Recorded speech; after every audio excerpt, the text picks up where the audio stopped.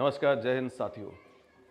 जितने भी स्टूडेंट हैं फटाफट लाइव हो जाएं। आज हम लोग बात करने वाले हैं, बहुत ही जरूरी टॉपिक है हम लोगों का कि कल से स्टार्ट हो रहा है एएलपी आरआरबी एएलपी 2024 के एग्जाम।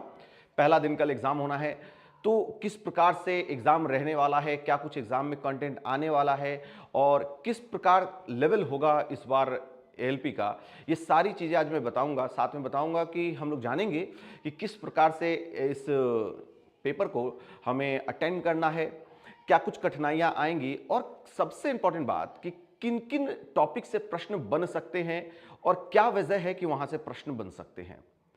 अभी जो ये हमारा पहला वीडियो है इससे रिलेटेड, तो इसमें हम लोग बात करने वाले हैं मैथ से, फिर एक वीडियो में हम रीजनिंग की बात करेंगे और फिर साइंस की भी बात करेंगे। इन सारे जो भी हमारे सिलेबस के अंदर है, इन सब के बारे में आपको हम लोग एक अच्छा कंटेंट आपको प्रोवाइड करेंगे। साथ ही साथ आपको एक बहुत ही शानदार आइडिया हो जाएगा एग्जाम के पहले कि किस प्रकार का जो सिलेबस होगा और किस प्रकार से आपने मेहनत करना है। चलिए, अगर मैं मान लेता हूं कि आपकी तैयारी पूरी हो गई है या ठीक ठाक स्थिति में भी है, तो इस वीडियो में क्या खास है। इस वीडियो में मैं उन टॉपिक्स के बारे में आपको एक संक्षिप्त जानकारी दे दूंगा जिनसे रिलेटेड प्रश्न बनने वाले हैं मैथ्स के अंदर, और साथ ही साथ ना सिर्फ जानकारी बल्कि उससे रिलेटेड कुछ प्रश्न भी सॉल्व करवाऊंगा।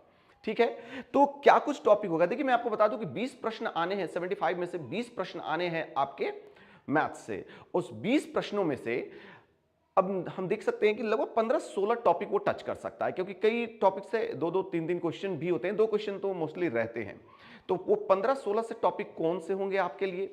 अगर आप पहले दिन की बात करें, पहले दिन पहले शिफ्ट की बात करूं, दूसरे शिफ्ट की बात करूं या तीसरे शिफ्ट की बात करूं, कौन कौन से टॉपिक हो सकते हैं फर्स्ट डे, जो मुझे लगता है वैसे लगभग 40 टॉपिक हैं मैथ्स के अंदर, लेकिन जो एकदम मस्ट है कि आएंगे ही आएंगे प्रश्न, और किस टाइप के प्रश्न आ सकते हैं वो प्रश्न अब मैं आपको करवाने जा रहा हूं। ठीक है, तो उम्मीद है कि आप पूरी तरह से तैयार हैं, और यदि तैयार हैं तो एक बार थम्स अप कर दें कमेंट्स में कि यस आप तैयार हैं, और वीडियो को अभी तक अगर लाइक नहीं किया है तो प्लीज वीडियो को लाइक कर दें। तो चलिए शुरू करते हैं आज के वीडियो को, जिसमें हम लोग जानने वाले हैं कि एएलपी 2024 में कौन से प्रश्न संभावित हैं जो कि अति महत्वपूर्ण होने वाले हैं, बहुत ज्यादा महत्वपूर्ण रहेंगे। ठीक है, तो कहां कहां से प्रश्न बनेंगे। अगर आप देखेंगे पिछले प्रीवियस ईयर्स की एएलपी की क्वेश्चन, वो 6 साल पहले का है। 6 साल पहले जबकि ऑनलाइन की दुनिया नहीं थी पढ़ाई में, उस समय प्रश्न के स्टैंडर्ड बहुत ईजी हुआ करते थे। लेकिन क्या इतना ईजी इस बार रहेगा? नहीं, इतना ईजी तो कम से कम नहीं रहेगा, उससे थोड़ा ज्यादा टफ भी रहेगा, मीडियम लेवल का भी रहेगा, 2-4 प्रश्न हल्के भी रहेंगे, लेकिन उतना जितना इजी था उतना इजी नहीं रहने वाला है।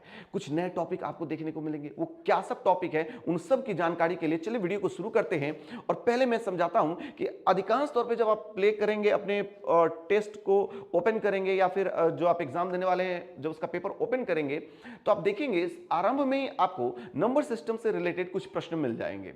ठीक है, लेकिन यह नंबर सिस्टम हमें पढ़ना नहीं है, हमें जानना है कि क्या कुछ ऐसे कौन कौन से प्रश्न हो सकते हैं जो एग्जाम का हिस्सा बन सकते हैं। उनमें सबसे महत्वपूर्ण और जो बहुत ज्यादा पूछे जाने वाला प्रश्न है, जो मुझे लगता है कि आ सकता है, वो एक ऐसा प्रश्न होता है डिविजिबिलिटी के ऊपर, या फिर हम कह सकते हैं रिमाइंडर के ऊपर, कि किस प्रकार का जो देखिए प्रश्न, जैसे यदि 8 अंकों की एक संख्या है समथिंग 72 से पूरी तरह से विभाजित हो तो 2x - y का मान क्या होगा। देखो यहां पे बात होगी 72 से, 8 से, 9 से, 11 से, 7 से, है ना, 2, 4, 6 सबसे बात हो सकती है। और आप सभी अगर आपने ठीक ठाक भी तैयारी किया है तो आपको पता है कि 2 से डिविजिबल होने का क्या रूल है, 4 का क्या है, 8 का क्या है, 5 का क्या है, सभी आप जानते हैं।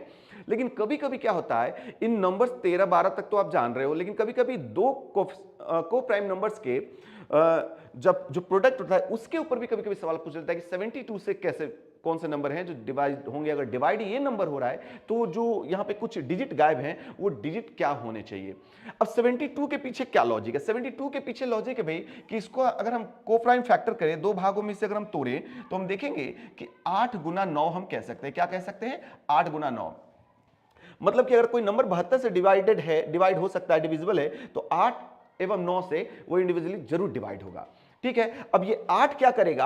आप जानते हैं 8 से डिवाइड होने का क्या रूल है कि आखिरी 3 जो संख्या है, जो अंक हैं, वो मान जो है, जैसे 530 प्लस जो भी है, ये पूरी तरह से डिवाइड होना चाहिए। ठीक है, तो यहां से आपको 8 से जब आप डिवाइड करेंगे तो y की वैल्यू मिल जाएगी।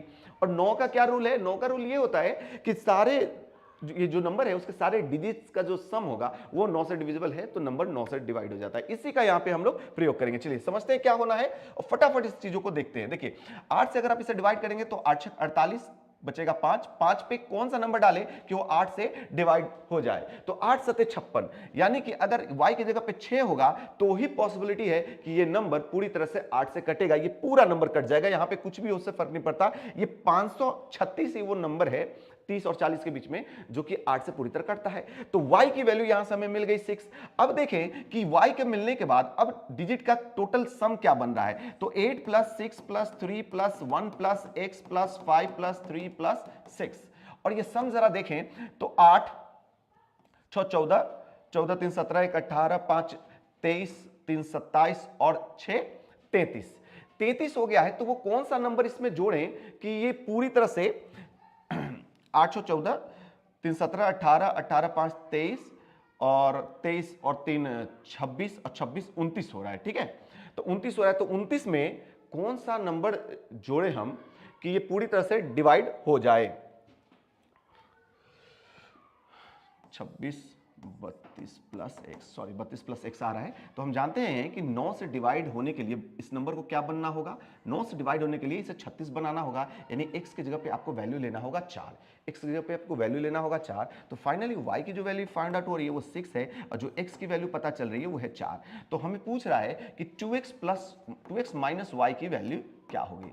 2x माइनस वाई हो जाएगा, अगर x हमारा है 4, x हमारा 4 है तो 2 इंटू 4 यानी कि 8 माइनस 6, फाइनली जो आपका आंसर होगा वो हो जाएगा 2, और इस तरह से पहला जो ऑप्शन है ये आपका सही हो जाएगा। ठीक है, यहां तक आपको क्लियर है, पूरी तरह से स्पष्ट हो रहा है।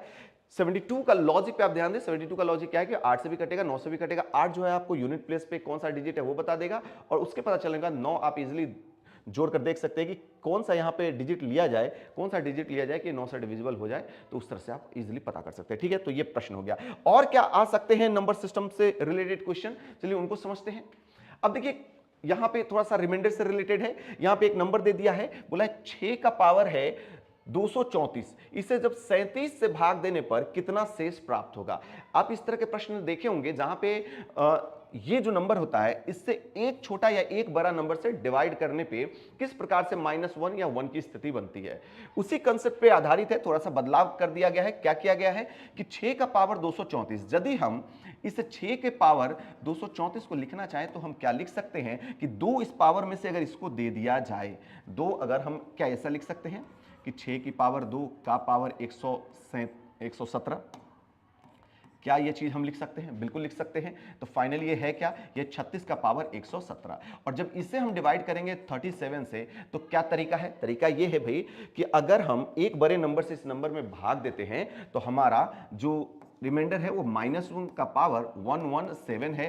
चूंकि ये एक ऑड नंबर है इसलिए फाइनली रिमाइंडर हमारा -1 हो जाएगा। तो -1 रिमाइंडर नहीं होता है तो क्या होगा, भाजक से एक कम, भाजक से एक कम यानी 37 से एक कम 36 जो है यहां पे आपका सही उत्तर हो जाएगा। सीधा सा मतलब है कि ये जो भी भाजक है उससे एक कम आपका उत्तर हो जाएगा। क्या यहां तक बात समझ में आई? अगर यहां तक बात समझ में आई है तो एक बार थम्स अप कर दे। मैं बता रहा हूं नंबर सिस्टम से ये 2 प्रश्न ऐसे महत्वपूर्ण होने वाले हैं इस एग्जाम में जो कि आपको कई शिफ्ट में देखने को मिलेंगे। तो एक बार मेरे को क्लियर कर दे कि अभी तक आपका सब सही समझ में आ रहा है यहां पे। ठीक है, -1 आया, अगर ऑड है तो -1 की स्थिति बनी रहेगी, जिस कारण हम 37 से एक छोटा उत्तर लेंगे, रिमाइंडर लेंगे 37 से एक छोटा 36 लेंगे, और अगर +1 यहाँ पे कोई सम संख्या होती तो +1 आ जाता, जिस कारण से उस स्थिति में हमारा उत्तर +1 हो जाता। ठीक है, स्पष्ट है। चलिए नेक्स्ट देखिए और कौन से टॉपिक अच्छे हो सकते हैं। देखिए अब यहाँ पे एक एलसीएम एचसीएफ से रिलेटेड प्रश्न होंगे। आपने सुना होगा एलसीएम एचसीएफ में एलसीएम का सबसे फेमस क्वेश्चन है कि अगर कुछ घंटियां बजती हैं 4 मिनट 6 मिनट 8 मिनट के अंतराल पे, तो एक बार एक साथ बजने के बाद अगली बार कितने देर बाद वो फिर से पुनः एक साथ बजेंगी। ये तो बहुत पुराना प्रश्न हो गया, अब ये सब आना भी बंद हो गया है। तो थोड़ा सा ऊपर उठते हुए क्या पूछ सकता है, वो बोलेगा कि वो सबसे छोटी संख्या कौन सी है जिससे में 4 5 6 8 एवं 9 से भाग देने पर प्रत्येक स्थिति में एक शेषफल प्राप्त हो, जबकि कोई एक नंबर 7 दिया है इससे अगर भाग दिया जाए तो कोई शेषफल ना बचे, ऐसा प्रश्न। तो सबसे पहले हम जान लेते हैं कि वो सबसे छोटी संख्या कौन है जो इन सब से डिवाइड होकर एक शेषफल देता है। उसके लिए आपको क्या करना होगा, इन सारे नंबर का एलसीएम लेना होगा। तो 4 पंचे 20, 20 तिया 60, 60 दूना 120 और 120 में 3 उपलब्ध नहीं है तो 360। तो इन सब का एलसीएम जो है वो आपको मिल जाएगा 360। तो एक रिमाइंडर प्राप्त करने के लिए आपका उत्तर होना चाहिए 361। अब आपको देखना होगा क्या 361 7 से पूरी तरह डिविजिबल है। अब डिवाइड करेंगे, जब आप डिवाइड करेंगे 7 × 35, 11, 7 × 7, ये नहीं कट रहा है, ठीक है, 4 रिमाइंडर दे रहा है। अगर 4 रिमाइंडर आ रहा है इसका मतलब है कि ये नंबर आपके काम का नहीं है। अब क्या करेंगे, तुरंत एक और इसके एलसीएम के ऊपर चलें, एक बार देख लीजिए 720। अब करना क्या होता है कि ये नंबर नहीं कटा, आपको एक शेषफल चाहिए था, आपने चेक किया कि क्या 361 क्या ये 7 से डिविजिबल है, नहीं है। तो अब क्या करना होगा, लगातार आपको इस एलसीएम का मल्टीपल लेना पड़ेगा, यानी कि 720 + 1 ट्राई करना पड़ेगा। फिर क्या अगर ये नहीं कटा तो फिर से आपको 1080 + 1 लेना पड़ेगा। इसी प्रकार से आगे 1440 + 1 करना पड़ेगा, देखना पड़ेगा कहां जाके ये नंबर पूरी तरह से कट रहा है। स्पष्ट है? चलिए अब देखते हैं क्या 720 + 1 कट जाएगा। तो जी हां, 720 + 1 को एक बार चेक कर लेते हैं। 7 बिल्कुल कट जाएगा। 721 जो है, 721 जो है वो पूरी तरह से 103 दफा में पूरा पूरा कट रहा है, ठीक है। तो ये पूरा पूरा कट गया, ठीक है। तो 721 जो होगा ये यहां पे परफेक्ट आंसर हो जाएगा। क्या करना होता है, पता चल गया कि अब एलसीएम का जो 360 है उसका मल्टीपल्स लेते जाना है और +1 करके आपको चेक करना पड़ेगा कि कौन सा नंबर जो है वो 7 से पूरी तरह से डिविजिबल है। तो ये सारे कंडीशन फॉलो हो जाएंगे, ठीक है। तो उत्तर हो गया 721, ठीक है। तो एलसीएम से और भी कोई प्रश्न हो सकता है? और भी प्रश्न की ओर चले तो आपको मैंने बोला कि वो घंटी वाली प्रश्न जो कि बहुत ही कॉमन है, जिसको कुछ नहीं आता है उसको भी वो आता है, तो वो आप याद रखना। चलिए ठीक है, अब थोड़ा सा देखते हैं कि क्या ये सिंप्लीफिकेशन या फिर एकदम बोर्ड मास का ये प्रश्न है, इसे बना सकते हैं क्या? तो देखो, बोर्ड मास का प्रश्न होता बहुत ही हल्का है, उसमें मात्र एक जो की पॉइंट होता है वो होता है का है ना, ऑफ का। ये ऑफ भी अपना रोल तभी अच्छे से दिखाता है जब ऑफ के ठीक पहले डिवीजन का साइन लगा हो। अगर डिवीजन का साइन लगा है तो ही आपको ये प्रश्न जो है धोखा दे सकता है, अन्यथा ये का मतलब जस्ट लाइक गुना है और कुछ नहीं है, मल्टीप्लिकेशन है, ठीक है। अब देखिए, इसको सॉल्व करने के लिए आपको क्या करना है, सबसे पहले हम ब्रैकेट के अंदर सॉल्व करेंगे। तो लिखा है 1.2/9, सॉल्व कर लेंगे 11/9 डिवाइडेड बाय, ये क्या लिखा है 5×1 7/5 का 5/21। अब आप खुद ही बताओ कि पहले हम इन दोनों के बीच गुना करें या पहले इन दोनों के बीच भाग करें। का वो गुना है जो भाग के पहले किया जाता है, ठीक है। तो पहले हम इनके बीच गुना करेंगे। चलिए गुना कर लेते हैं। गुना करने के दौरान क्या होगा, ये बनेगा 3 और ये कट जाएगा फाइनली, और बाहर में है 1/3। चलिए अब देखते हैं 11/9 डिवाइडेड बाई 1/3। तो उसको 1/3 को अगर हम सीधा करें तो 3 बाई, भाग देना है ना 1/3 से, तो गुना बनाएंगे तो 3/1 हो जाएगा, तो 3 हो गया और प्लस 1/3। फाइनली ये देखें तो 33/9 प्लस 1/3। अब इसको जोड़ेंगे तो 33, एलसीएम 9 अगर ले लेते हैं यहाँ तो बहुत इजी अब कटता जा रहा है, आपको दिख भी रहा होगा कि ज़्यादा इसमें कुछ बचा नहीं है, लेकिन चलिए ठीक है। अगर यहाँ पे ले तो +3, finally 36/9 which is equal to 4। आप अपने हिसाब से काट लीजिएगा, जैसा भी आप काटते हो उत्तर 4 आपका आ जाएगा, ठीक है। इंपॉर्टेंट क्या है इसके अंदर, इंपॉर्टेंट ये है कि डिवीजन के ठीक बाद का है तो इसको थोड़ा संभाल के करना। का को हर हाल में डिवीजन के पहले करना है, और अगर इसके ठीक पहले डिवीजन नहीं होता, प्लस माइनस होता, तो फिर आपको फर्क नहीं पड़ता, का को आप गुना के टाइम पे हैंडल कर सकते थे, ठीक है। Thank you. नेक्स्ट क्वेश्चन देखते हैं और क्या हो सकता है। देखिए, एक टॉपिक बड़ा ही जानदार रहेगा जिससे आपको लगभग सेट में देखने को मिलेंगे 2 प्रश्न। अब वो होने वाला है profit and loss. Profit and loss से आप देखेंगे मिनिमम 1 क्वेश्चन और अधिकतम मैं बोलूंगा 2 प्रश्न तो जरूर हो सकते हैं, ठीक है। तो 2 प्रश्न रहेंगे, उसमें कौन सा प्रश्न है जो कि ज्यादातर आपको पूछा जाएगा। देखो, ज्यादातर वो आपसे पूछेगा प्रश्न में अंकित मूल्य और क्रय मूल्य के बीच के रिलेशन को। वो अंकित मूल्य और क्रय मूल्य के बीच में सवाल को जरूर आपको लेकर जाएगा। और एक सवाल मुझे जो लगता है बेईमान दुकानदार वाला बड़ा फेमस होता है, तो बेईमान दुकानदार का कंसेप्ट भी आपको पता होना चाहिए। चलिए फिर यहां देखते हैं, एक व्यापारी अपनी वस्तु पर क्रय मूल्य से 20% अधिक मूल्य अंकित करता है। मान लो उसका कॉस्ट प्राइस जो है वो 100 रुपया है, तो वो अंकित कितना करता है, मार्क प्राइस कितना बनाता है, 20% ज्यादा, यानी कि 120 रुपया। फिर क्या करता है वो, अंकित मूल्य पर 5% का बट्टा देता है। छूट वैसे ही अंकित मूल्य पे मिलता है, तो चलिए सेलिंग प्राइस चेक करते हैं। इस पे 5% का डिस्काउंट देगा, तो इसका 5% डिस्काउंट के बाद, मतलब डिस्काउंट क्या होगा, 5 रुपया, 5% अगर हम देखें तो 6 रुपए आएगा, 120 का 5% 6, तो 6 रुपए डिस्काउंट के बाद ये बिकेगा कितना में, तो 114 रुपया में। पूछता है उससे कितने प्रतिशत का लाभ होगा। देखो भाई, 100 रुपए की वस्तु है और उसे वो बेचेगा 114 रुपए में, कितने परसेंट का प्रॉफिट होगा? सिंपल सी बात है, 14% का प्रॉफिट होगा। क्लियर हो रहा है आपको कि 100 रुपए है कॉस्ट प्राइस, उसने 20% एक्स्ट्रा मार्क किया, यानी 120, और 120 पे उसने 5% का डिस्काउंट दे दिया, मतलब फाइनली उसे 114 रुपए में बेच दिया। तो 100 की वस्तु 114 में बिक गई, यानी कि 14% का प्रॉफिट उसे हो गया। क्लियर है? अगर अभी तक क्लियर हो रहा है और बातें समझ में आ रही हैं तो एक बार थम्स अप कर दें और एक बार अपना प्यारा सा बहुमूल्य कमेंट दे दें, जिससे कि थोड़ा सा और मैं ऊर्जावान हो जाऊं और मैं आपको वो सारे टॉपिक क्लियर करा दूं जिनसे प्रश्न आने वाले हैं, उनसे जो प्रमुख संभावना है जिन प्रश्नों की, उनको क्लियर करवा दूं। पूरा टॉपिक अगर 25-30 टॉपिक अगर मैं कोशिश करूं कि एक ही दिन में खत्म हो जाए, एक असंभव सा बात है, लेकिन वो सारे प्रश्नों के कंसेप्ट क्लियर करा दूंगा जिनकी प्रबल संभावना है इस एग्जाम में आने की। ठीक है, ओके, थैंक यू। नेक्स्ट हम देखते हैं, बेईमान दुकानदार से रिलेटेड कंसेप्ट होता है, इसे बहुत ही सावधानी पूर्वक आप टैकल करेंगे, बिना किसी दिक्कत का आपको पूरी तरह से क्लियर होगा। देखिए इसमें होता क्या है, आपको देखना होता है कि बेईमान दुकानदार जो है मोस्टली क्या करता है कि वो बाट में चोरी करता है। ठीक है, प्रॉफिट वो कई तरीके से बना सकता है, खरीदते समय कुछ प्रॉफिट बना लेता है, कुछ उटपटांग हरकतें करके बेचते समय बाट में चोरी कर लेता है, इसके अलावा वो अधिक मूल्य पर वस्तु बेचकर भी लाभ कमा सकता है। ठीक है, कई चरण हो सकते हैं।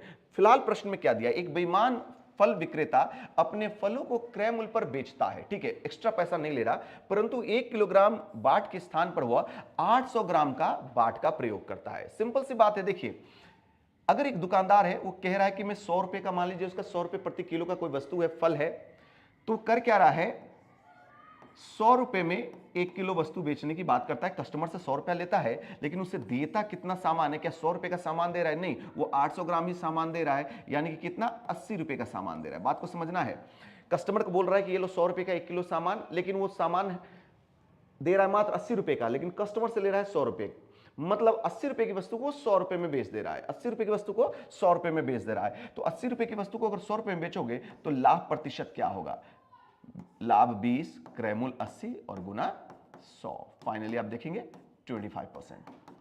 ठीक है, क्या होगा, 25%। तो 25% लाभ। लाभ इसी तरह से बेईमान दुकानदार का आप देखेंगे कि जितना वस्तु वो देता है, जितना वस्तु वो दे रहा है उतना उसका कॉस्ट प्राइस है, और जितना बता के ले रहा है वो उसका सेलिंग प्राइस है। तो इजीली आप वहां पे निकाल सकते हैं कि क्या कुछ लाभ प्रतिशत उसका है। और बेईमान दुकानदार में एक खास बात है, उसको लॉस नहीं होता है। ठीक है, बाकी कुछ भी हो सकता है। चलिए अब एक हमारा बड़ा ही प्यारा सा टॉपिक है, साधारण ब्याज। साधारण ब्याज बहुत साधारण होता है, इसका एक भी ऐसा प्रश्न नहीं है, आप देखेंगे अगर नंबर बहुत ज्यादा कैलकुलेटिव ना हो तो इसका एक भी ऐसा प्रश्न नहीं होता जो पेन पेपर के बगैर नहीं बनाया जा सकता है ना, मतलब सारे प्रश्न बनाए जा सकते हैं लगभग, अगर नंबर बहुत ज्यादा डिफिकल्ट ना हो तो। देखिए, किसी धन का साधारण ब्याज की एक विशेष दर से 3 वर्ष का मिश्रधन दिया है 4025 रुपया, तथा 6 वर्ष का मिश्रधन दिया है 4550 रुपया। ब्याज की वार्षिक दर कितनी है? आपको 2 अलग अलग समय का मिश्रधन दे देगा। अब बात यह है कि भैया ये जो 3 वर्ष का मिश्रधन है 40-25, और 6 वर्ष का जो मिश्रधन है वो है 45-50। आपको इन दोनों नंबर को आपस में घटा लेना है। इन दोनों में डिफरेंस क्या है, मूलधन प्लस 3 वर्ष का ब्याज, मूलधन प्लस 6 वर्ष का ब्याज। जो डिफरेंस है वो 3 वर्ष का ब्याज है कितना, घटा के आपने देखा 525 रुपया। 3 वर्ष में 525 रुपया ब्याज उपार्जित होता है। साधारण ब्याज है प्रति वर्ष एक समान।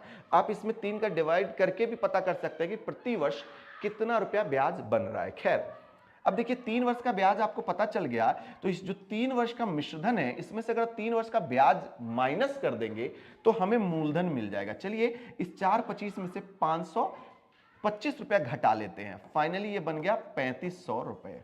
समझ पा रहे हैं कि 3 वर्ष के मिश्रधन में से अगर 3 वर्ष का ब्याज घटा दूंगा तो मुझे मिल जाएगा मूलधन। अब मूलधन है 3500 रुपया, और इसमें 3 वर्ष का ये ब्याज प्राप्त हो रहा है, तो ये 3 वर्ष का ब्याज है कितना, 525 से अगर हम 3500 को चेक कर ले, चलिए 35 से अगर इसे हम काटे तो 1 5, ठीक है 15% आ रहा है। ठीक है, 3 वर्ष में 15% ब्याज आया है, तो प्रति वर्ष क्या ब्याज आ रहा है, तो प्रति वर्ष जो ब्याज की दर होगी वो होगी 5%। ठीक है, 15% आ रहा है, 3 वर्ष का टोटल ब्याज जो है वो मूलधन का 15% है, तो पर एनम जो है वो 5% होगा।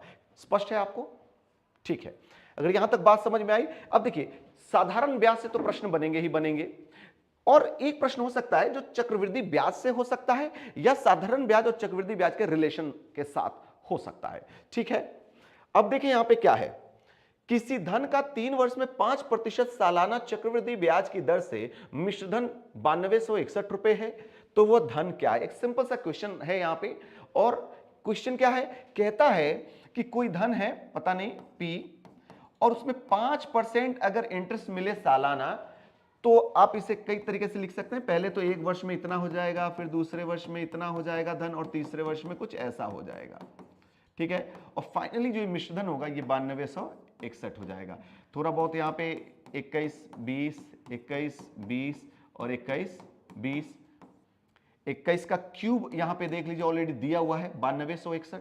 फाइनली पी की वैल्यू देखिए तो 320 है, जो उधर जाकर 8000 यानी 8000 बन जाएगा, और यहाँ पे आपका उत्तर जो है वो 8000 हो जाएगा कि वो धन क्या है।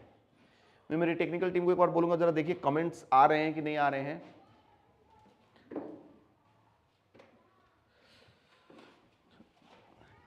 ओके,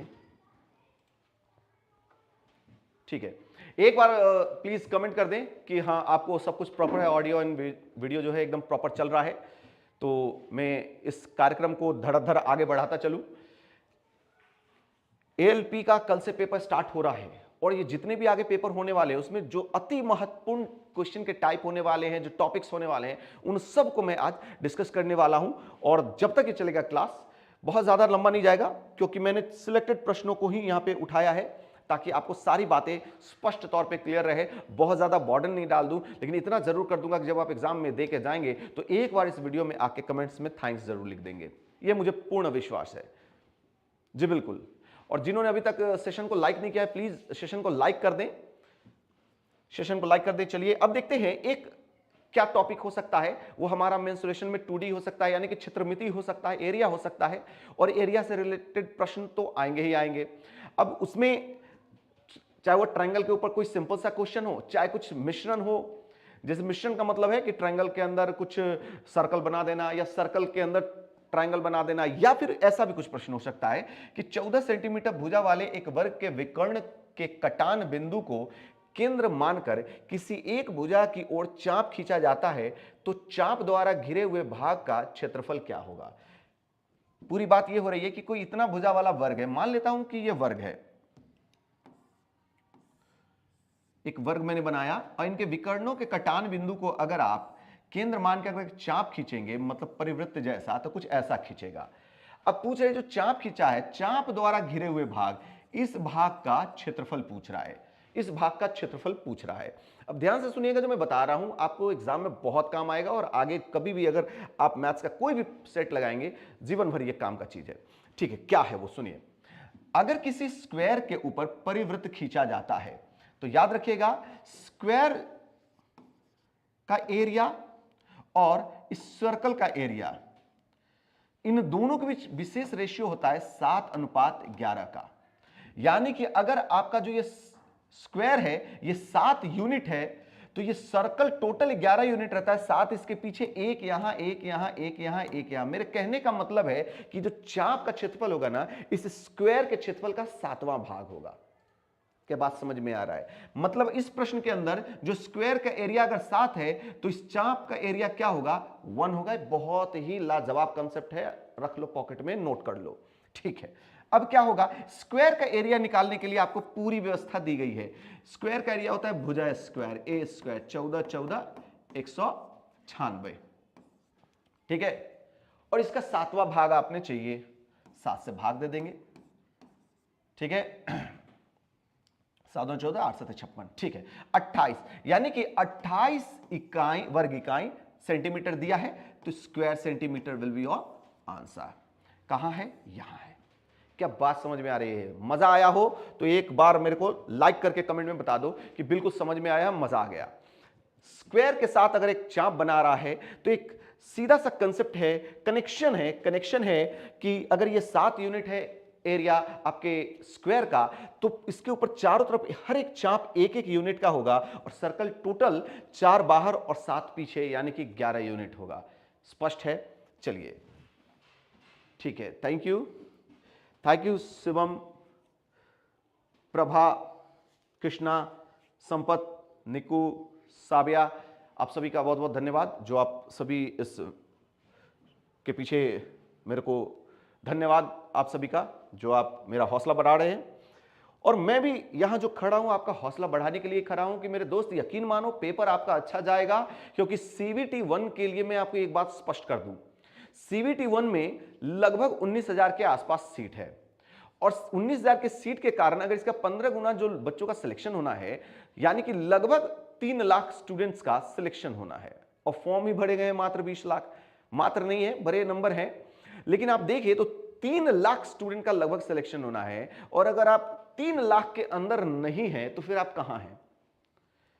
3 लाख के अंदर, तो 3 लाख में आपका चयन निस्संदेह हो जाएगा। आप थोड़ा सा वहां पर जो एग्जामिनेशन हॉल है वहां पे गलतियां कम करना, अच्छे से करना, मन लगा के करना। अभी तक जो आपने पढ़ा है, इतने सारे जिम्मेदारियों का बोझ अपने सर पर, कंधे पर लेकर चल रहे हो, उसका कल परसों या आने वाले 3-4 दिन में जो आपका दायित्व है उसको अच्छे से निभाना, पेशेंस के साथ, एकदम आराम से, बिना बहुत ज्यादा स्ट्रेस नहीं लेना है, एंजाइटी फील नहीं करना है कि अरे पता नहीं कल कौन सा पेपर आएगा और कैसा पेपर आएगा। पेपर या तो हार्ड आएगा या सरल आएगा। सरल आएगा तो सबके लिए होगा, आपका भी स्कोर अच्छा होगा। हार्ड आएगा तो आपके लिए हार्ड होगा तो अदर्स के लिए भी हार्ड होगा। तो स्कोर जो है वो उसी लेवल पे रहेगा। डिपेंड करता है कि आपने पेपर कैसा किया। अगर आप जो कर सकते थे वो आपने किया है, आपने अपना 100% दिया है, तो आपका पेपर एकदम बेस्ट गया है, स्कोर मायने नहीं रखता। ठीक है, थैंक यू। यहां पे देखेंगे, अब एक हम मेंसुरेशन से रिलेटेड देख लें। यहां पे जो टॉपिक है हमारा वॉल्यूम से, दो गोले के अर्धव्यास यानी रेडियस की बात कर रहा है का 3:2 के अनुपात में है। मतलब उनका रेडियस का जो रेशियो बताया गया है वो 3:2 बताया गया है। उनके आयतनों का अनुपात क्या होगा? उनके आयतनों का अनुपात बहुत ही सिंपल है। जो 3 है क्यूब कर देंगे तो 27 आएगा, जो 2 है क्यूब कर देंगे तो 8 आएगा। भाई ऐसा क्यों? देखो, गोले का जो आयतन होता है ना, होता है 4/3 पाई आर क्यूब। तो चूंकि आपने आर का कुछ रेशियो ले रखा है, बाकी चीजें कुछ इसमें है भी नहीं, मतलब समान ही हुए, तो आर पे लगा है क्यूब। ये क्यूब डिसाइड करेगा कि ये रेशियो कितने टाइम्स चलेगा। ठीक है, तो अगर क्यूब लगा है तो ये क्यूब टाइम्स वॉल्यूम पे इंपैक्ट होगा। अगर बोलता यही कि उनका सरफेस एरिया का रेशियो क्या होगा, सपोज बोलता सरफेस एरिया का रेशियो क्या होगा, तो 3 बन जाएगा 9 और 2 बन जाएगा 4। ऐसा क्यों? क्योंकि वहां पे आप जाकर देखेंगे तो 4 पाई आर स्क्वायर, आर पे स्क्वायर लगा हुआ है, इसीलिए वो स्क्वायर टाइम्स ही 9 और 4 आता। फिलहाल क्यूब है, क्योंकि यहाँ पे वॉल्यूम के बारे में पूछा गया, तो हमारा उत्तर जो है वो है ऑप्शन नंबर 4। ऐसा ना हो कि इन्हीं में कहीं ऑप्शन नंबर 1 तुम्हें फंसा ले, है ना, वॉल्यूम की बात कर रहा है। नेक्स्ट क्वेश्चन देखें हम। अगर एक प्रश्न आता है सिंप्लीफिकेशन के अंदर, आप देख सकते हैं इसे, या प्रॉब्लम्स ऑन नंबर देख सकते हैं, कई टॉपिक के अंदर ये प्रश्न आपको मिलेगा, जहां पे बोलेगा कि प्रत्येक सही उत्तर के लिए कुछ अंक मिल रहे होते हैं और प्रत्येक गलत उत्तर के लिए कुछ अंक काटे जाते हैं। जैसे सही के लिए 3 मिल रहे होंगे तो गलत के लिए 1 काटे जा रहे होंगे, आपके भी कटेंगे। अगर सही करोगे तो 3 जितना मिलेगा उसके रिस्पेक्ट में 1/3 आपका माइनस मार्किंग होगा, है ना। ठीक है, तो उसी प्रकार से होता है। फिर कुछ प्रश्न पत्र में कुछ प्रश्न होते हैं, आपको देखना है कि सवाल के अंदर कितने प्रश्न अटेंड किए गए थे, और यदि सारे प्रश्न अटेंड किए हुए सही होते तो क्या स्कोर होता, और अगर कुछ प्रश्न गलत हो गए तो उसके बाद जो उनके स्कोर है उन सब के बीच कैसे कंपेयर करके इस प्रश्न को बनाते हैं। 2 सेकंड में यह प्रश्न बन जाता है। प्रश्न को आपने पहचान लिया। प्रश्न कहता है वस्तुनिष्ठ प्रश्न के एक प्रश्न पत्र में कुल 90 प्रश्न हैं, प्रत्येक ठीक उत्तर के लिए 5 अंक दिए जाते हैं। देखो, प्रत्येक सही उत्तर के लिए 5 अंक दिए जाते हैं तथा प्रत्येक त्रुटिपूर्ण उत्तर के लिए 2 अंक काट लिए जाते हैं। सारे प्रश्नों का उत्तर देने वाला एक छात्र को कुल 387 अंक मिले। उसने कितने उत्तर त्रुटिपूर्ण किए थे? देखो, त्रुटिपूर्ण किए थे।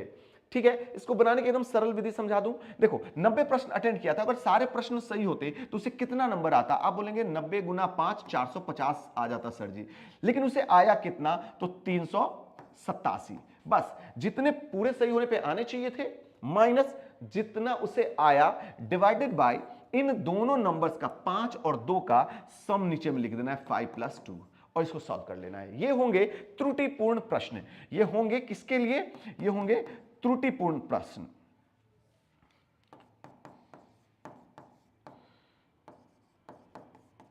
त्रुटिपूर्ण कितने प्रश्न बने तो उसकी संख्या हो जाएगी। ठीक है, कैसे कर रहे हैं हम लोग? अच्छा, ये 7 क्यों कर रहे हैं? अगर आपके मन में है तो भैया ये है कि अगर आप सही प्रश्न कर रहे हैं तो ठीक है, लेकिन एक सही प्रश्न की जगह गलत प्रश्न होता है, कितने का लॉस होगा? 5 पॉजिटिव का भी लॉस होगा, साथ में 2 नेगेटिव भी मिलेगा, तो 7 अंकों का लॉस हो जाता है। जब आप एक प्रश्न टिक करते हो तो आपके दाव पे 5 प्रश्न नहीं, 5 अंक नहीं, 7 अंक लगे हुए होते हैं, ठीक है? इसलिए 7 से डिवाइड करेंगे। फाइनली इधर देखते हैं 50 और 13, 63 अंक उसने गंवाए हैं। 7 से डिवाइड करेंगे, फाइनली 9, यानी कि 9 प्रश्न हो गए हैं उसके त्रुटिपूर्ण, 9 प्रश्न हो गए त्रुटिपूर्ण, और यही आपका उत्तर है। इसके अंदर थोड़ा सा एक बात मैं एक्सप्लेन कर दूं। देखिए, अगर आपसे पूछ रहा है ना कि कितने त्रुटिपूर्ण प्रश्न रहे, कितने प्रश्नों को उसने गलती की, तो आपको मानना है कि सारे प्रश्न सही किए होते तो क्या होता, ठीक है? और फिर इस नंबर के साथ डिफरेंस को 7 से डिवाइड करते। अगर उसने पूछा कि कितने प्रश्न सही किए, अगर ऐसा पूछा होता कि कितने प्रश्न सही किए, तो आप मानते कि सारे प्रश्न गलत हो जाते, ठीक है? अगर सारे प्रश्न गलत हो जाते तो क्या स्थिति होती, और फिर उस हिसाब से इन दोनों का डिफरेंस के साथ, इन दोनों के डिफरेंस के साथ फिर आप इसको डिवाइड करते हैं। क्या बात समझ में आ रही है? ठीक है, नेक्स्ट प्रश्न देखते हैं। नेक्स्ट क्वेश्चन जो है वो आपका एलिगेशन से है। 60 लीटर दूध और पानी के मिश्रण में दूध और पानी का अनुपात 2:1 है, इसमें कितना लीटर पानी और मिला दे कि यह अनुपात 1:2 हो जाए? ऐसे प्रश्न आएंगे कि दो मिश्रण है, जल और चीनी का भी हो सकता है, उसकी सांद्रता 60% है, कितना और चीनी मिला दे कि सांद्रता 80% हो जाए, इस टाइप का बदलाव, या रेशियो में है तो रेशियो में बदलाव। ये प्रश्न भी बहुत आसान है आपके लिए। देखिए करना क्या है, 60 लीटर में अगर मिल्क और वाटर का रेशियो देखें तो 2:1 है। सिंपल सी बात है कि इसमें मिल्क जो होगा वो 40 लीटर होगा, जबकि जो वाटर है वो 20 लीटर होगा। अब इसमें कितना पानी मिला दे कि यही रेशियो बन जाए आपका 1:2? तो ये नंबर आसान है, हम यही कर सकते हैं कि अब इसकी वैल्यू 1 रखना हो, इसकी वैल्यू 2 रखना हो, पानी मिलाना है, दूध कांस्टेंट वही रहेगा, तो दूध अगर 1 की वैल्यू 40 है तो 2 की वैल्यू 80 होनी चाहिए। 80 होने के लिए कितना और पानी की आवश्यकता है? आप बोलेंगे 60 लीटर। बिल्कुल 60 लीटर ही पानी मिलाने की आवश्यकता है आपको, और ये 1:2 हो जाएगा।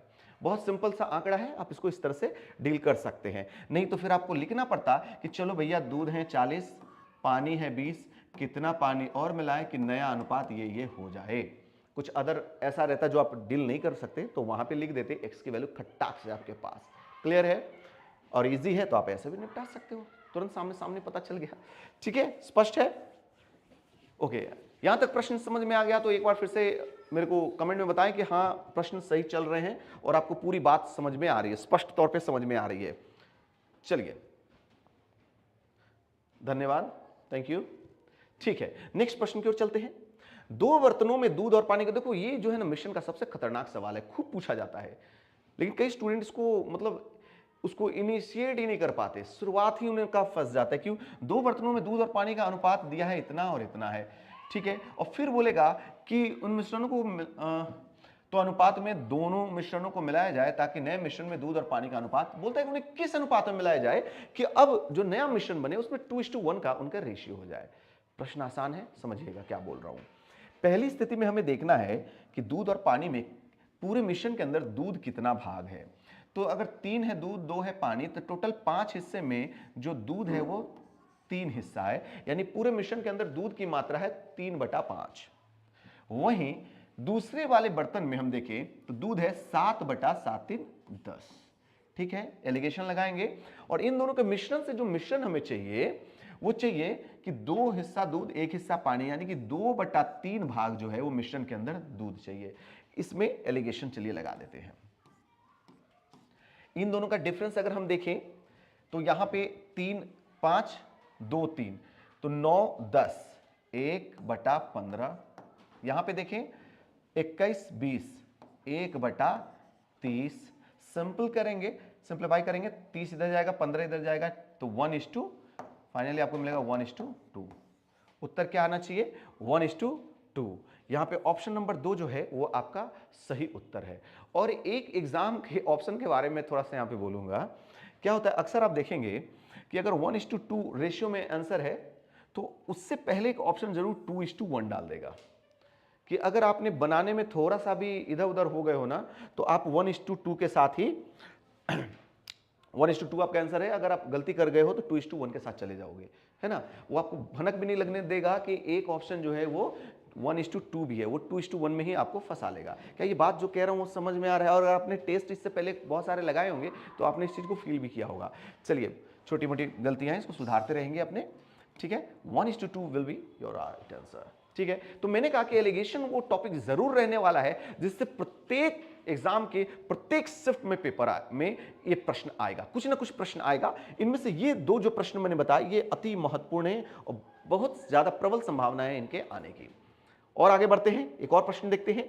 एक बैग में देखिए रेशियो के अंदर एक और प्रश्न देखा जाता है पैसे सिक्के वाला, कि गुल्लक में या किसी बैग में कुछ सिक्के हैं और उसमें या तो सिक्कों की संख्या का रेशियो दिया रहता है या मूल्यों का रेशियो दिया रहता है। फिर उसके ऊपर सवाल होता है, सवाल बनाना भी बहुत आसान होता है। देखिए कैसा होता है ये, एक बैग में 1 रुपया का, 2 रुपया का और 5 रुपए के कुछ सिक्के हैं जिनकी संख्या का अनुपात दिया हुआ है रिस्पेक्टिवली 4, 3 एंड 2। फिर बैग में बता देगा कि सिक्कों की कुल संख्या है, तो पूछेगा थैले में कितना रुपया है। अगर थैले में इतना रुपया है तो सिक्कों की संख्या क्या है। यहां पे बताया है कि थैले में 1800 रुपया है। पहले देखिए एक सेट के अंदर 4 सिक्का ये होता है तो 3 सिक्का ये, 2 सिक्का ये। एक सेट का मूल्य सबसे पहले आपने निकाल लेना चाहिए कि अगर 1 रुपये वाला 4 सिक्का है तो 4 रुपया, 2 रुपये वाला 3 सिक्का है तो 6 रुपया और 5 रुपये वाला 2 सिक्का अगर रखे तो 10 रुपया। इस तरह से एक सेट के अंदर 20 रुपए बनते हैं। और ऐसे कितने सेट इस थैले के अंदर है? भैया थैले में है 1800 रुपया, तो हम 1800 रुपए को डिवाइड करेंगे 20 के साथ। भैया एक सेट का मूल्य 20 रुपया, टोटल 1800 रुपया है, तो कितने गुना है? तो 90। तो ऐसे 90 सेट हैं, ऐसे 90 सेट है और प्रत्येक सेट के अंदर क्या है? 4 सिक्का है, 1 रुपये वाला, 3 सिक्का है, 2 रुपये वाला और 2 सिक्का है 5 रुपये वाला। अब चलिए संख्या बताते हैं। तो 2 रुपए के सिक्के की संख्या कितनी होगी? 2 रुपए वाले सिक्के की संख्या देखिए, 2 रुपए वाला एक सेट में जो है ना वो 3 सिक्का है। एक सेट में कितना सिक्का है? 3 सिक्का है। तो ऐसे 90 सेट के अंदर ऐसे कितने सिक्के होंगे? तो 90 गुना 3, 270 जो है आपका सही उत्तर हो जाएगा, ठीक है। एक सेट में अगर टोटल हम देखें तो 4, 3, 7 और 2 9 सिक्के थे। अगर पूछता थैले के अंदर टोटल कितने सिक्के थे तो भैया 9 सिक्के हैं एक सेट में और ऐसे 90 सेट हैं, तो फाइनली 810 सिक्के इस बैग के अंदर है। क्लियर है हो रहा है आपको? ठीक है, तो 270 जो है ये सिक्के वाले प्रश्न का सही उत्तर है, ठीक है। आगे बढ़ते हैं, नेक्स्ट देखते हैं। एक व्यक्ति ने कुछ रुपए, देखो अब यहां पे क्या है, नंबर से ही रिलेटेड खेल रहता है, सिंप्लीफिकेशन के अंदर ही ये आता है। सिंप्लीफिकेशन एक ऐसा टॉपिक है जिसके अंदर बहुत सारे चैप्टर का समूह जमा हो जाता है, तो इससे आप कई चैप्टर के अंदर देख सकते हैं। प्रॉब्लम्स ऑन नंबर में भी देख सकते हैं, सिंप्लीफिकेशन में भी देख सकते हैं, फ्रैक्शन के अंदर भी देख सकते हैं। तो क्या है, एक व्यक्ति ने 8600 रुपए अपने 5 बेटे, 4 बेटी तथा 2 भतीजों के लिए छोड़े। यदि प्रत्येक बेटी को भतीजे का 4 गुना तथा प्रत्येक बेटा को भतीजे का 5 गुना भाग मिले, मतलब यहाँ रेशियो की बात कर रहा है, तो ये प्रश्न आपको रेशियो के अंदर भी ऐसा प्रश्न देखने को मिल सकता है। चलिए अब समझते हैं पूरी बात को। देखो एक है बेटा, बेटी और है भतीजा। अगर दो के बीच रिलेशन रेशियो बता दे तो उसको आप क्या इक्वलाइज कर सकते हैं कि हाँ इन तीनों के बीच आपस में क्या रेशियो रहेगा, उसको पहले आपको करना पड़ेगा। चलिए देखते हैं।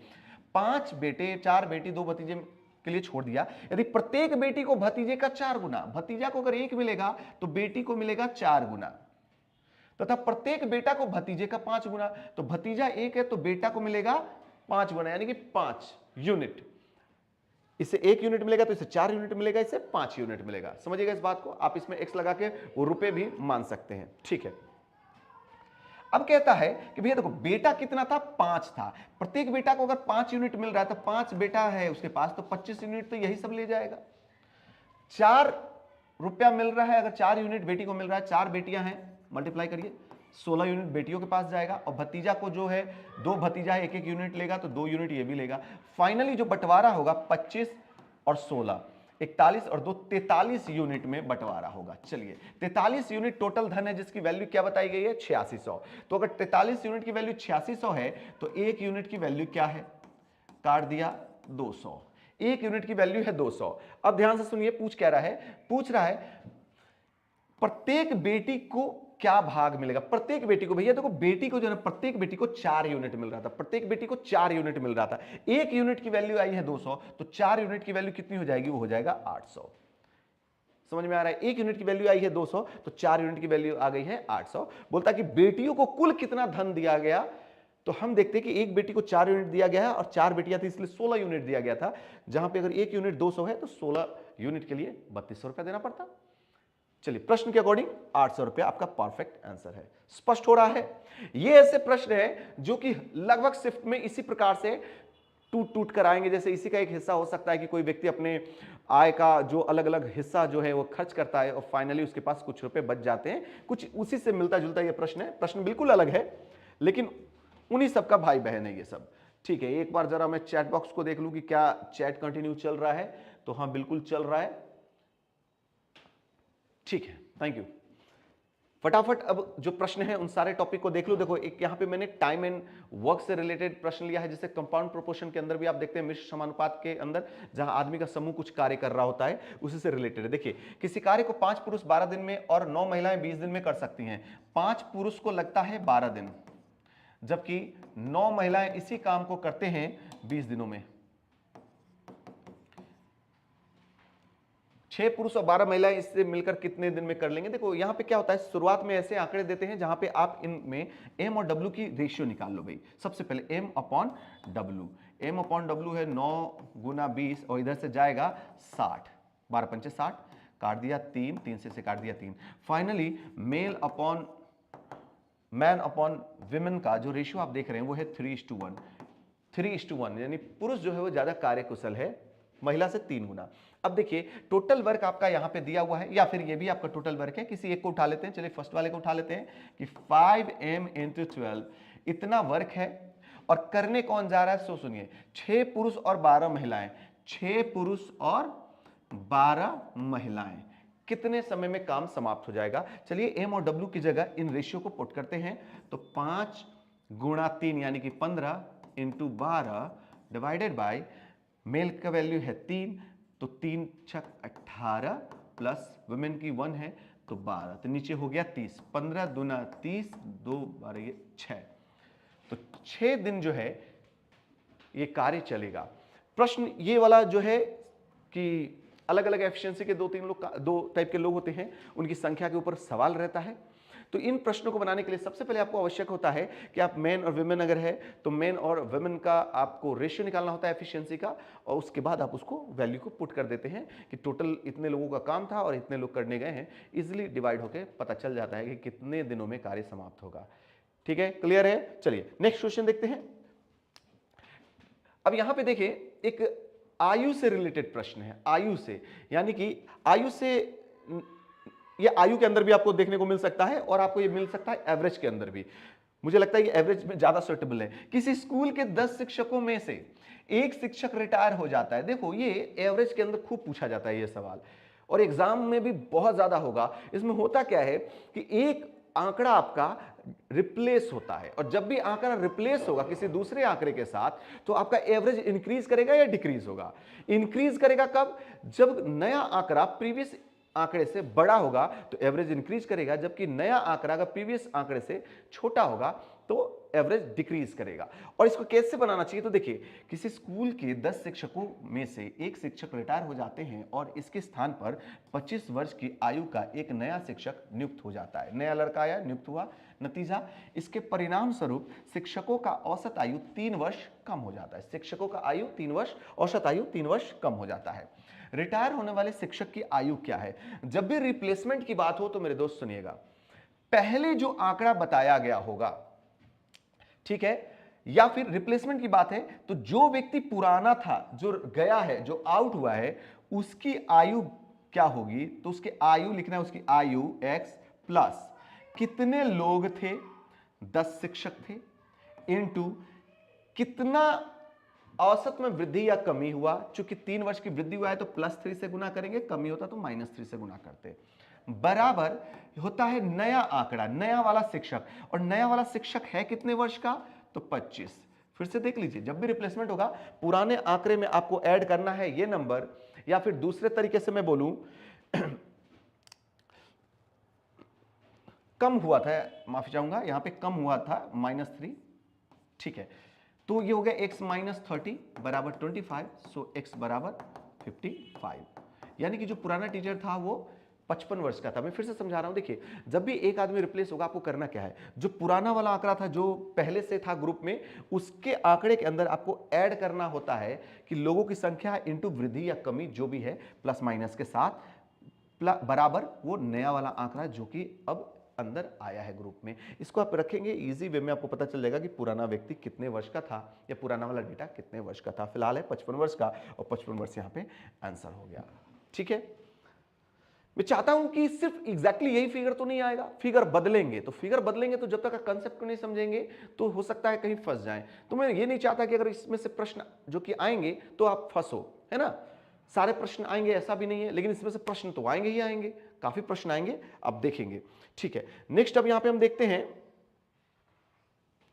एक प्रश्न मैंने लिया है यहां पे कि ए तथा बी एक कार्य को क्रमशः 20 तथा 15 दिनों में समाप्त कर सकते हैं। टाइम एंड वर्क का बहुत ही शानदार प्रश्न है।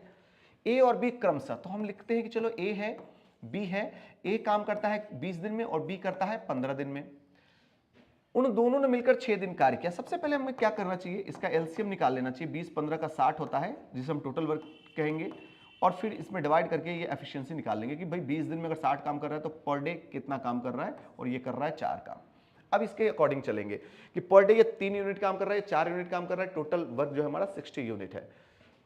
इसके बाद बी के स्थान पर देखिए 6 दिन इन्होंने साथ में काम किया, 6 दिनों में इन्होंने कितना काम किया, 3 ये 4 ये पर डे करते हैं, 7 कार्य प्रतिदिन होता है, तो 6 दिनों में इन दोनों ने मिलकर क्या किया होगा, 7 42 काम निपटा दिया है, 18 काम बचा हुआ है। इस समय कार्य में बदलाव हुआ, क्या हुआ, बी के स्थान पर सी कार्यभार संभाल लिया, मतलब बी चला गया और सी आ गया खेल में। अब कौन कौन है, तो भैया अब सी भी आ गया है और ए के साथ मिलकर वो काम को करेगा, और नतीजा क्या होता है, सी ने कार्यभार संभाल लिया तथा अगले 4 दिन में सारा कार्य समाप्त हो गया। इस कार्य को 4 दिनों में पूरा कर लिया गया बी, ए और सी द्वारा। 4 दिन में करने का मतलब है कि प्रतिदिन 4.5 यूनिट वर्क किया गया है, 4.5 काम प्रतिदिन किया गया है। ए और सी ने मिलकर किया है प्रतिदिन 4.5 काम, जबकि ए प्रतिदिन 3 ही काम कर पाता है। तो ये जो 1.5 यूनिट वर्क है ये कौन कर रहा है, ये कर रहा है सी, यानी कि यहां पे आपको सी की एफिशिएंसी मिल गई 1.5। दोनों मिलकर देखो 18 काम को 4 दिन में निपटाते हैं तो प्रतिदिन 4.5 काम करते हैं, उसमें से ए की जो एफिशिएंसी है वो प्रतिदिन 3 कार्य करने की है। तो ये 1.5 कार्य कौन कर रहा है, 1.5 कार्य यूनिट कार्य कौन कर रहा है, वो कर रहा है सी। तो सी प्रतिदिन 1.5 काम करता है, तो इसका हम एफिशिएंसी 1.5 मान लेंगे। और 1.5 एफिशिएंसी वाला व्यक्ति 60 वर्क को पूछ रहा है कि सी अकेला इस कार्य को कितने दिन में करेगा। भैया जिसका 1.5 एफिशिएंसी होगा वो 60 वर्क को कंप्लीट करने में 40 डेज तो ले ही जाएगा, तो यहां पे 40 दिन जो है ये आपका सही उत्तर हो जाएगा। स्पष्ट हो गया, बात समझ में आ रही है। तो इस तरह से टाइम एंड वर्क के अंदर आप सवाल देखेंगे कि 2 लोग के साथ साथ हो सकता है शायद 3 लोग भी हों।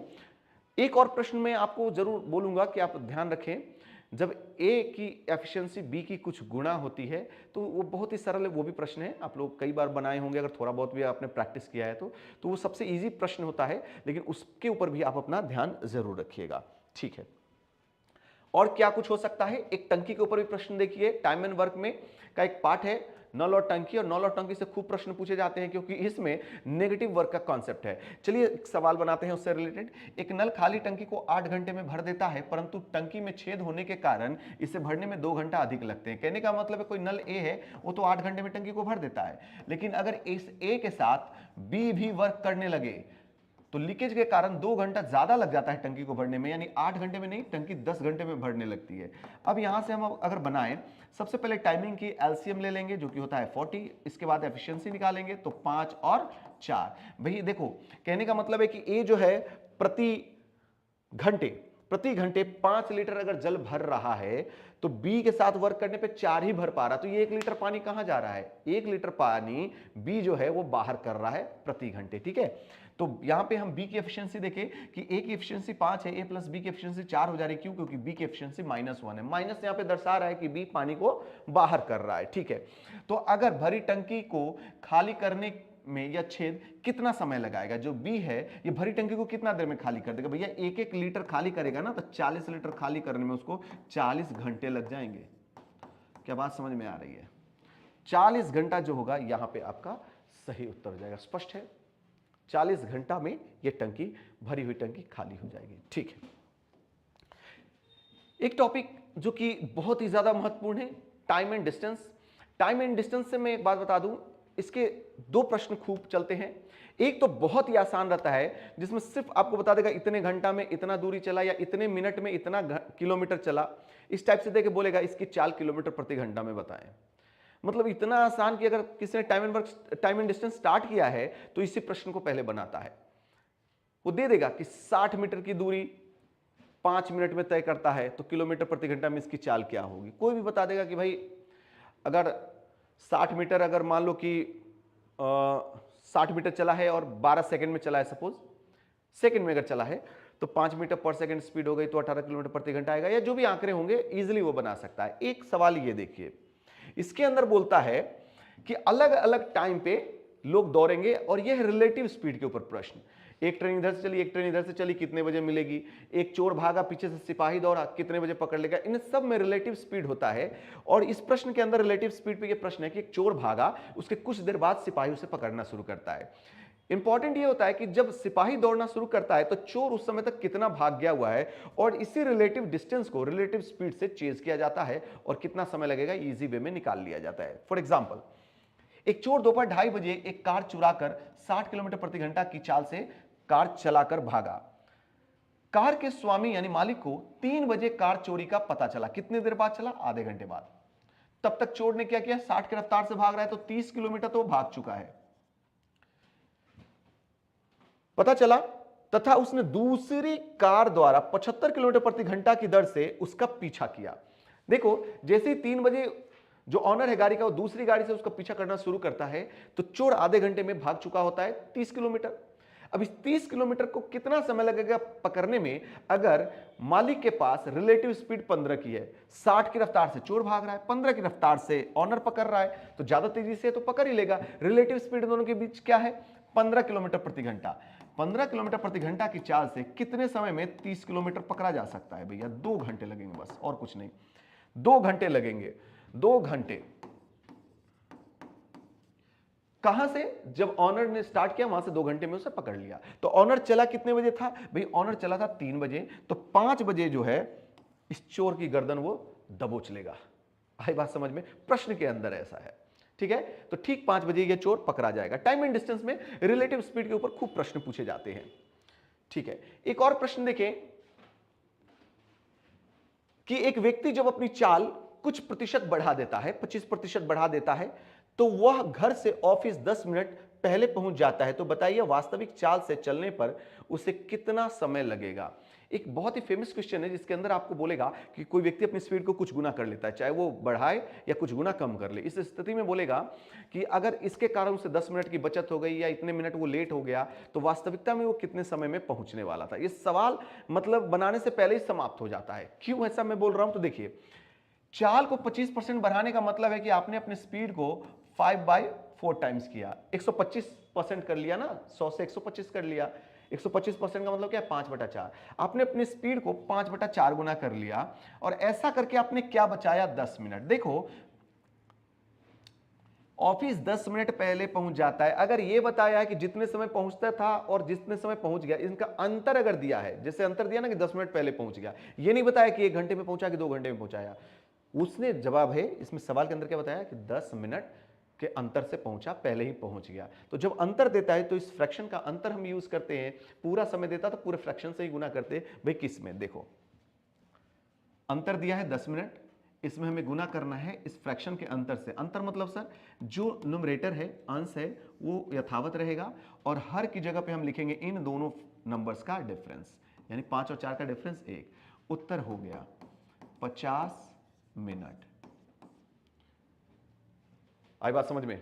क्या करना था हमने कि जब भी बताया कि 10 मिनट पहले पहुंच गया, 15 मिनट पहले पहुंच गया, 20 मिनट पहले पहुंच गया, हमें क्या करना है कि वो समय लिखना है, उसमें इस फ्रैक्शन का न्यूमरेटर सेम टू सेम लेना है और डिनोमिनेटर की जगह इन दोनों का डिफरेंस ले लेना है। बस, चाल को अगर कुछ गुना कम भी किया होता, इस प्रश्न में भी हम क्या करते कि जो भी यहाँ पे न्यूमरेटर होता उसके साथ गुना करते, डिनोमिनेटर के लिए इन दोनों का डिफरेंस लेते। प्लस माइनस का चक्कर नहीं है, अंतर लेना है भाई, ठीक है। तो इस तरह से आपको वो वास्तविक समय पता चल जाएगा जितने समय में ये अपना यात्रा कंप्लीट करने वाला था। तो यहाँ पे उत्तर हो जाएगा 50 मिनट। स्पष्ट है? बहुत ही आसान सवाल। एक जो यहां पे हम टाइम एंड डिस्टेंस के अंदर प्रश्न देख सकते हैं जो कि बहुत फेमस है, वो रेल के कंसेप्ट के अंदर। रेल के अंदर क्या प्रश्न आता है कि दो ऑब्जर्वेशन होंगे, एक ट्रेन जो है एक व्यक्ति को कुछ सेकंड में पार कर जाएगा और एक प्लेटफॉर्म को पार करने में या पुल को पार करने में कुछ उसे अधिक समय लगेगा, क्योंकि व्यक्ति को पार करना मतलब किसी चीज को न पार करना, एक लाइन को पार करने जैसा। लेकिन प्लेटफॉर्म 200 मीटर 300 मीटर लंबा हो सकता है, एक पुल हो सकता है 200-300 मीटर लंबा, या फिर वो ट्रेन दो अलग अलग पुल को या दो अलग अलग प्लेटफॉर्म को या एक प्लेटफॉर्म एक पुल को पार करके, मतलब दो अलग अलग लेंथ को पार करेगा, दोनों में अलग अलग टाइम लगेगा। इंपॉर्टेंट क्या है कि जिन चीज को ट्रेन पार कर रही है उनका लेंथ का डिफरेंस डिवाइडेड बाय जो दोनों में चलने में समय का डिफरेंस आया है। अगर आप ऐसा करते हैं तो आपको यहां पे ट्रेन की चाल मिल जाती है। कैसा, देखिए 50 मीटर लंबे प्लेटफॉर्म को पार किया है 14 सेकंड में, जबकि प्लेटफॉर्म पर खड़े एक व्यक्ति को पार कर जाता है 10 सेकंड में। देखो व्यक्ति को पार करने में तो सिर्फ अपनी लंबाई चलनी पड़ी, लेकिन प्लेटफॉर्म को पार करने में अपनी लंबाई के साथ साथ 50 मीटर एक्स्ट्रा चलना पड़ा। जब 50 मीटर ट्रेन को एक्स्ट्रा चलना पड़ा तो समय कितना लगा, तो 4 सेकंड एक्स्ट्रा लगा। मतलब ये रेलगाड़ी जो है 50 मीटर की दूरी चलती है 4 सेकंड में, 50 मीटर और चलने को बोला तो 4 सेकंड लग गया। यानी ट्रेन चलती है 50/4 मीटर पर सेकंड की स्पीड से, जो कि है 25/2 लिख लो या 12.5 मीटर पर सेकंड। ठीक है, और ऑप्शन आपके किलोमीटर पर आवर में है, तो किलोमीटर पर आवर में आप चेंज कर लीजिएगा। तो 5 बराबर 18, तो 18 दूना 36 और 9 45, तो 45 किलोमीटर प्रति घंटा, ये आपका ऑप्शन जो है वो सही हो जाएगा। मीटर पर सेकंड को कैसे बदलते हैं भाई, ये भी तो पता होगा। 12.5 को हमने क्या करना है, किलोमीटर पर आवर में बदलने के लिए 18/5 से गुना करना रहता है। 5 से इसे काट दिया, 2.5, 18 में 2.5 का गुना करेंगे, 18 दूना 36 और 9 45 किलोमीटर प्रति घंटे। स्पष्ट है, समझ में आ रहा है। ये सारे प्रश्न हो गए आपके टाइम एंड डिस्टेंस से रिलेटेड। और क्या कुछ टॉपिक है, चलिए देखते हैं। नाव और धारा से रिलेटेड क्या प्रश्न होगा, एक ऐसा प्रश्न जिसको छूने से पहले ही वो समाप्त हो जाता है, लेकिन कैसे होता है वो समझना है। आपको बोलेगा कि एक नाव जो है डाउन स्ट्रीम जितने समय में जाती है, अपस्ट्रीम उसी डिस्टेंस को कवर करने में उसे बहुत ज्यादा समय लग जाता है, 3 गुना 4 गुना 5 गुना, इस टाइप से दिया रहेगा। ठीक है, यानी कि धारा के साथ, धारा की दिशा में, धारा के अनुदिश जाने में जितना समय लगता है ए से बी तक, बी से ए तक आने में धारा के विपरीत उसे 3 गुना या 4 गुना या जितना गुना भी देगा कि समय लगता है। तो पूछेगा इस समय नाव की स्पीड इतनी है तो धारा की स्पीड बताओ, या धारा की स्पीड इतनी है तो नाव की स्पीड बताओ। और जब भी ऐसा प्रश्न आएगा तो हमें करना क्या है, देखो भाई, ऐसे में नाव, धारा की स्पीड बटा नाव की स्पीड, या नाव की स्पीड बटा धारा की स्पीड, जो भी लिखो। चलो मैं लिख लेता हूं, नाव की स्पीड बटा धारा की स्पीड का रेशियो होता है बराबर, आपने क्या करना है, पहले सवाल एक बार फिर से मैं बोल दूं, मैं बोला नहीं। एक नाव कुछ दूरी धारा की दिशा में तय करने में जितना समय लेती है, इससे दुगना समय इतनी ही दूरी को धारा के विपरीत दिशा में तय करने में लगाती है। धारा की दिशा में जितना समय लेती है, विपरीत दिशा में उसका दुगना समय लगाती है। ठीक है, अब यहां पे समय दुगना लग रहा हो या फिर इसी चीज को वो चाल के हिसाब से 2:1 बता सकता है। हमने क्या करना होता है कि एक तरफ से स्पीड है 1, एक तरफ से स्पीड है 2। ये टाइम की बात करें तो एक तरफ से टाइम है 2 और एक तरफ से टाइम है 1। हमने क्या करना है, जिधर नाव रखे, अगर ऊपर नाव की चाल लिख रहे हो तो इन दोनों रेशियो को जोड़ के लिख देना, और जिस तरफ मैं लिख दे रहा हूं 2+1, और जिस तरफ धारा का वैल्यू लिखोगे उस तरफ इन दोनों का डिफरेंस लिख देना। सिंपल है, और ये आपका इक्वेशन बन गया। अब यहां पे या तो नाव की चाल दी होगी तो धारा का चाल निकल आएगा, धारा की चाल दी होगी तो नाव का चाल निकल आएगा। प्रश्न में दिया है कि अगर नाव के उस शांत जल में चाल तथा धारा के वेग का अनुपात, अच्छा इन दोनों का वेग ही का अनुपात पूछ रहा है, तो चलिए वहां तक तो हम पहुंच भी गए। ये क्या है भैया 3, ये क्या है 1, बन चुका है सवाल। x की वैल्यू 3 है, y की वैल्यू 1 है। अगर यहाँ पे नाव का चाल दिया रहता तो हम धारा की चाल बता देते, धारा का चाल दिया होता तो नाव की चाल बता देते। नाव और धारा के अंदर यही प्रश्न जो है वो सबसे बढ़िया है और एग्जाम में बखूब पूछा जाता है। ठीक है, अब नाव से ऊपर उठते हैं, थोड़ा सा हम लोग चलते हैं आयत के ऊपर, जहां पे प्रतिशत का कंसेप्ट है और प्रतिशत भी है, थोड़ा सा एरिया से भी रिलेटेड बातें करता है कि यदि किसी आयत की प्रत्येक भुजा को 20% बढ़ाया जाए, यदि किसी आयत की प्रत्येक भुजा को 20% बढ़ाया जाए तो उसके क्षेत्रफल में कितने प्रतिशत की वृद्धि होगी। चलिए कमेंट में एक बार मेरे को बताएं कि यदि किसी आयत की प्रत्येक भुजा को 20% बढ़ाया जाए तो उसके क्षेत्रफल में कितने प्रतिशत की वृद्धि होगी। मैं आपके कमेंट्स को देखना चाहूंगा कि क्या लिखते हैं आप।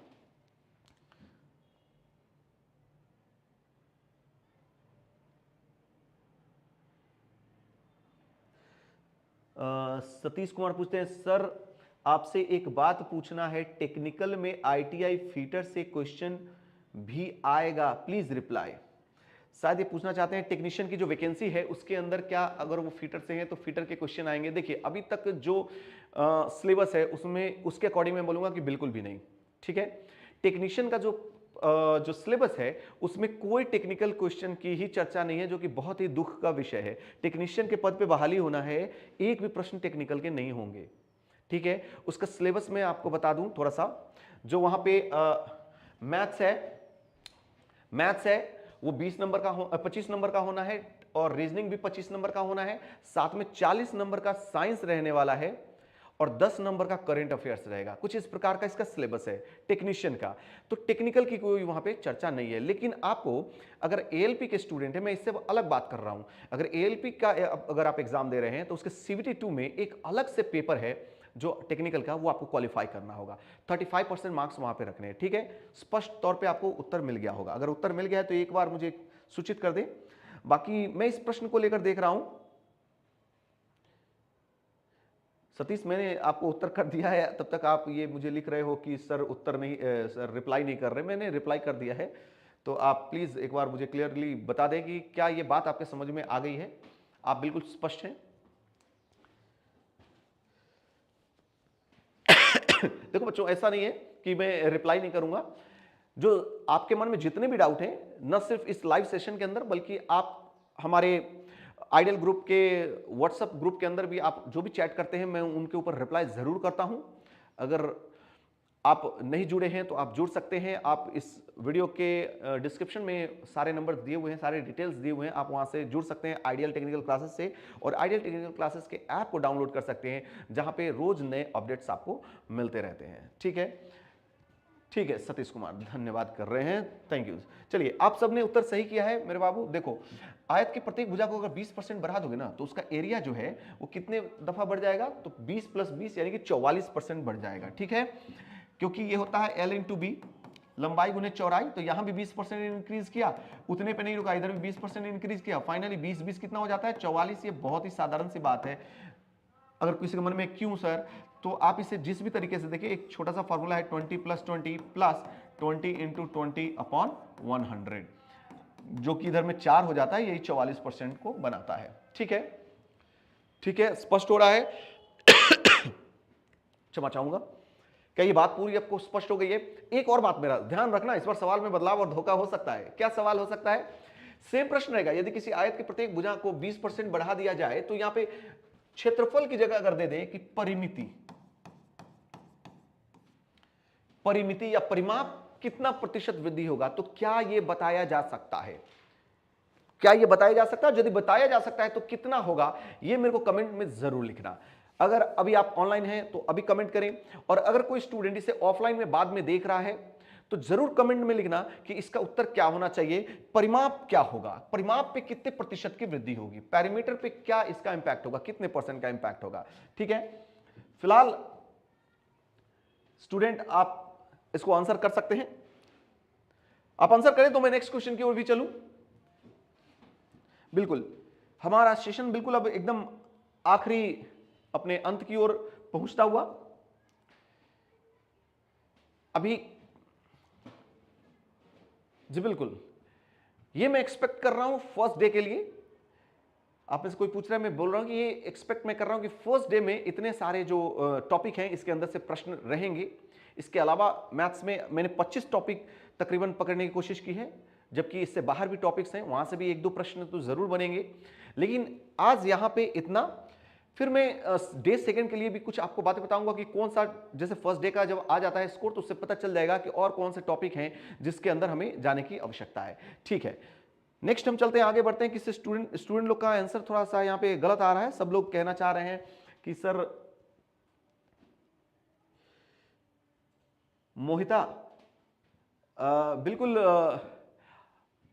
अगर आप लाइव स्ट्रीमिंग के अंदर बात कर रहे हैं तो रीजनिंग के लिए जो क्लास है वो आपको, रीजनिंग की क्लास कब मिल सकती है, ये आपको तुरंत शेड्यूल किया जाएगा। अभी मतलब इस क्लास के ठीक बाद, मैंने पहले ही बोला है कि आपके पेपर में क्या कुछ आ सकता है, सारी चीजें हम लोग आज बताने वाले हैं। तो अभी जैसे मैथ्स की क्लास बस कुछ ही क्षणों में समाप्त हो जाएगी, और ठीक 6 बजे आपका जो है वो रीजनिंग का क्लास स्टार्ट हो जाएगा। ठीक है, स्पष्ट है?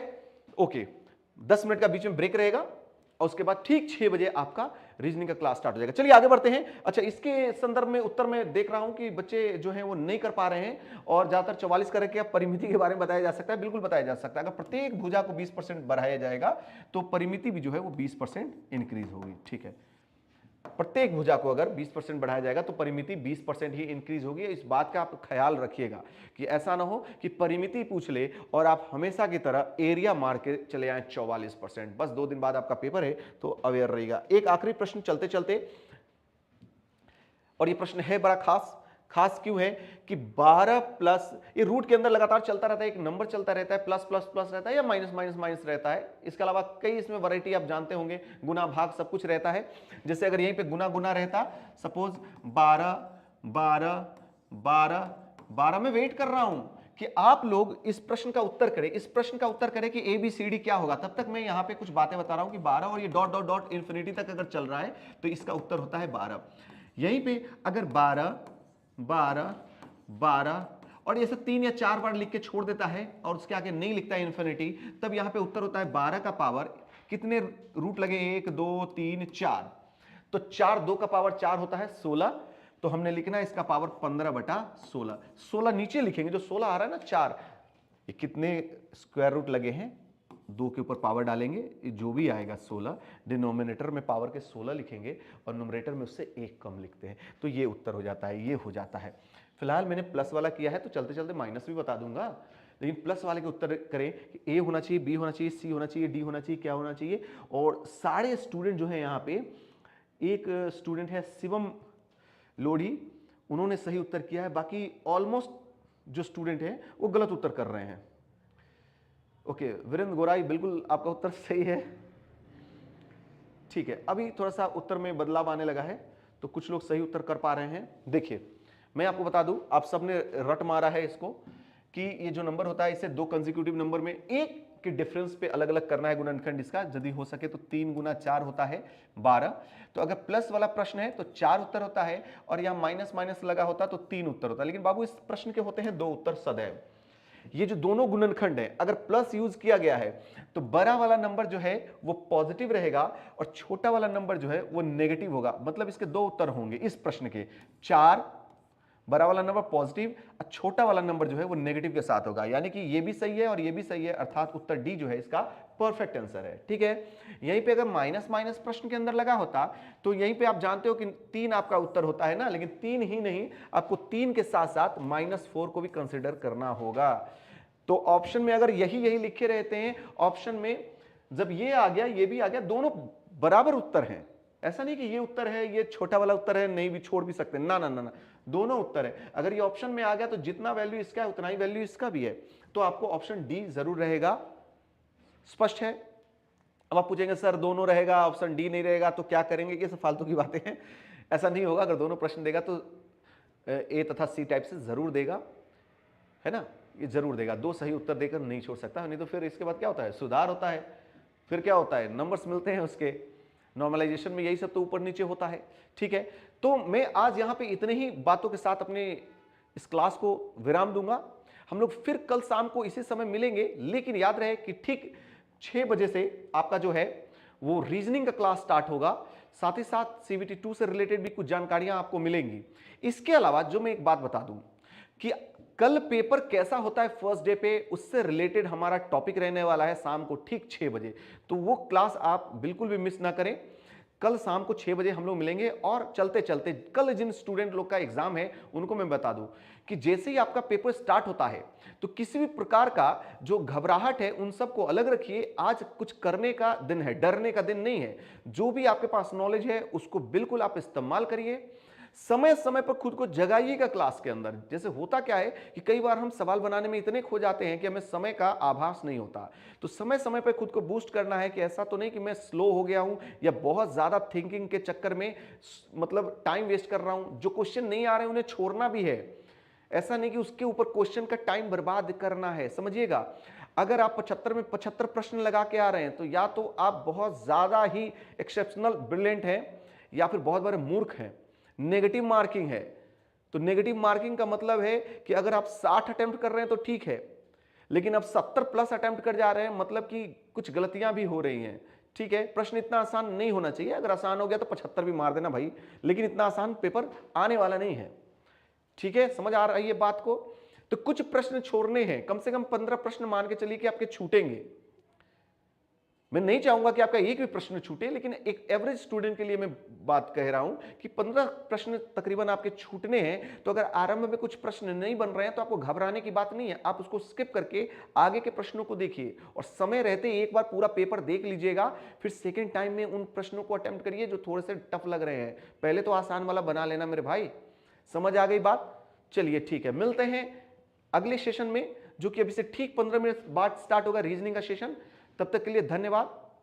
15 मिनट का ब्रेक है। Thank you. बने रहिएगा क्लास में। ब्रेक। Thank you.